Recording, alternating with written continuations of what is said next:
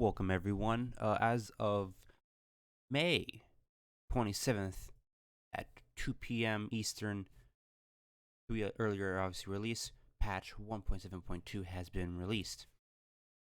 So let's start off with multiplayer. This is an interesting piece because it's multiplayer out of the gate rather than normal single player. For multiplayer, we have fixes for as our stronghold, obviously move some flags, reduce some gate HP, and so forth. Fixes, more fixes, more fixes for different maps, changes. Added battle game mode, single life game that can host up to 120 players.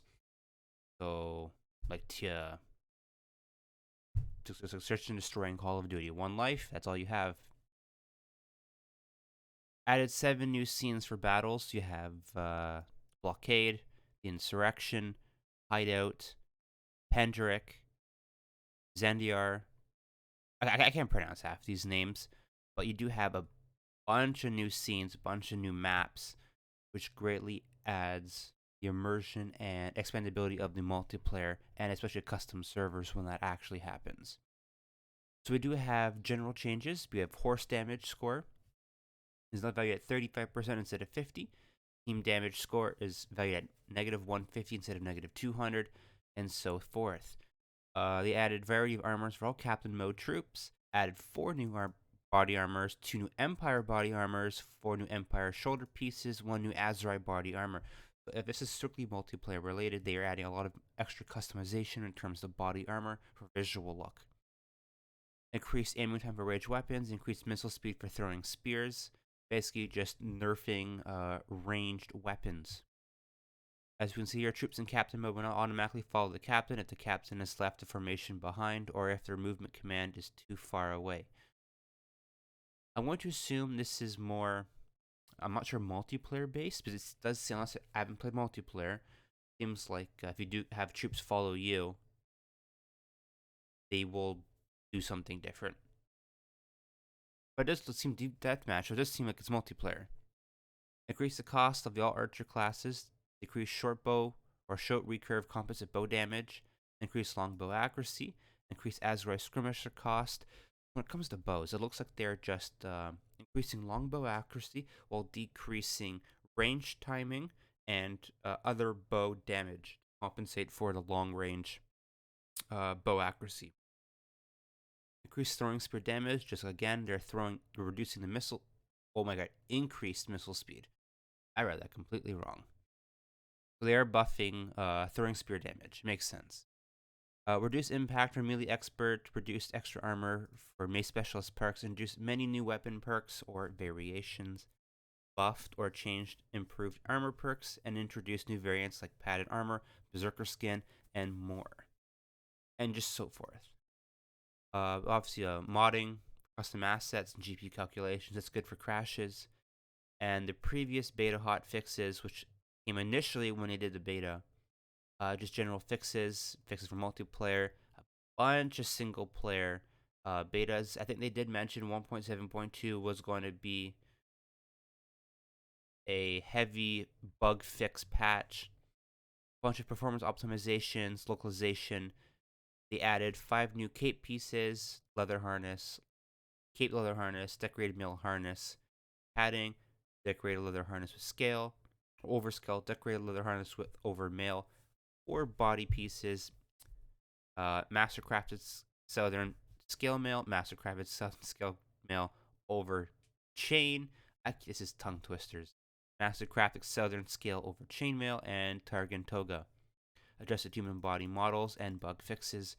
Animations, obviously more fixes. UI added skip all rounds, added a recruit all button. So just a quality of life in terms of UI and more bug fixes. Battles and sieges. This is actually really, really cool. Added an option under the gameplay tab that allows you to determine the order which troops should spawn. It's basically if you have 1,000-person army and they have 1,000-person army on a siege, only 1,000 is on the map. When your troops die off, your troops and their troops will keep spawning in. So you can set it to low level, high level. So if you want your low level fodder to breach the walls, and then once they die, you send in your high level troops next. or vice versa, have your high level troops allow you to get into the siege quickly with less damage, less casualties, and so forth, and more bug fixes. Character development, we got bug fixes. Siege engine kills now war engineering XP instead of athletics and throwing. That's absolutely fantastic. We just scroll all the way down here, which is good if you're actually trying to level up your engineering perks. Clan and party, improvements and fixes to campaign AI, increased weight of parties. Obviously, you can toggle them to defensive to defend, neutral overall, aggressive to siege enemy settlements. Here, I think this was already added. We have improved AI food management. Armies will take villages into account when thinking of buying food if they're starving. So normally, when you have a army that is sieging, they might siege castle, and they'll go back to their main castle to replenish food rather than going to a neighboring village, replenish and recontinue siege. And just some more general fixes and some minor tweaks. Also, you can ask tavern keepers about candidates. Quest fixes. Prisoners can now interact with prisoners, which is actually a good fix. Equipment and troop changes. We'll definitely open this up. Obviously, this is from the earlier patches, just some different modifications and patch fixes for multiplayer. Obviously, you can definitely look at that. For both, just once again, more crash fixes, UI changes, performance optimization, a bunch of modding changes. Obviously, a second peek for the modding adjustments. Let's take a look at the equipment and troop changes. That is going to open up another browser window. Let's just go open that up. So we have Botania.